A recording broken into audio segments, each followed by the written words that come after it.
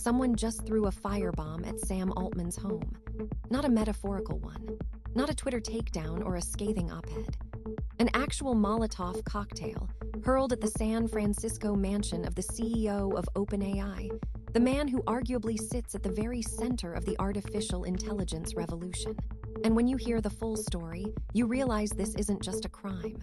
It's a warning sign about where the AI debate is heading. Here's what we know. Authorities confirmed that an incendiary device, consistent with a Molotov cocktail, was thrown at Altman's residence. The attack caused exterior damage, but fortunately did not result in serious injury. Law enforcement is actively investigating, and as of now, no suspect has been publicly identified.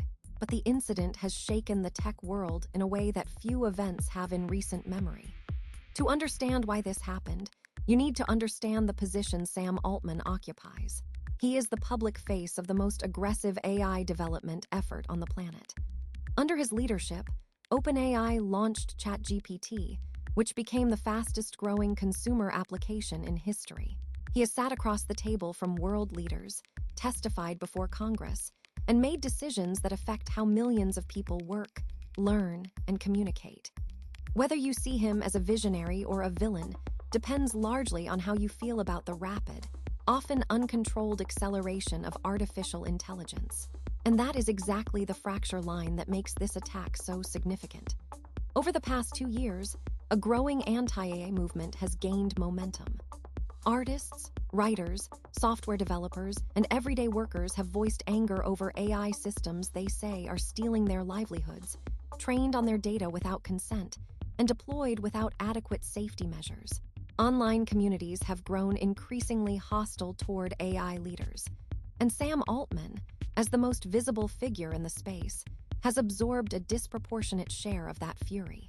Now, to be absolutely clear, nothing justifies physical violence. Nothing justifies throwing a firebomb at someone's home. But if you want to understand the trajectory of this moment, you have to acknowledge that the frustration driving it is real and widespread.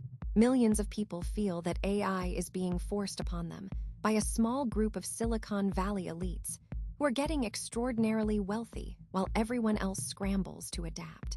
This is not the first time a technology leader has faced physical threats.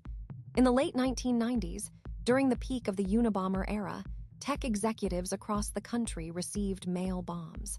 In more recent years, figures in the cryptocurrency world have been targeted by kidnappings and extortion attempts. What makes this moment different is the scale of the backlash.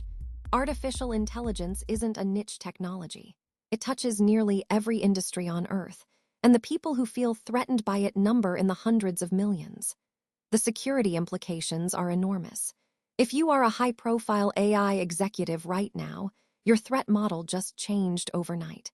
Private security firms that serve Silicon Valley are reportedly fielding a surge in inquiries. Altman himself has previously discussed the personal risks of his role, and this attack validates those concerns in the most visceral way imaginable. But there is a policy dimension here too. Lawmakers who have been debating AI regulation now have a concrete, headline-grabbing example of how volatile public sentiment has become. There is a real possibility that this incident accelerates legislative efforts, not just around AI safety in the technical sense, but around transparency, labor protections, and public accountability for the companies building these systems. When people feel ignored by institutions, frustration escalates. That is a pattern as old as civilization itself. So where does this leave you? If you are someone who works with AI, builds AI, or simply uses AI tools every day, this event is a stark reminder that technology does not exist in a vacuum. The systems being built in labs and deployed in products carry social weight. They reshape power dynamics. They create winners and losers. And when the losers feel they have no voice, the consequences can be dangerous and unpredictable. The firebombing of Sam Altman's mansion is not the end of a story. It is the beginning of a much harder conversation about who controls artificial intelligence, who benefits from it, and what happens when a significant portion of society decides they have had enough. The question now is whether the tech industry and its leaders will listen before the next escalation. Because if history teaches you anything, It is that ignoring widespread anger never makes it go away. It only makes the next eruption worse.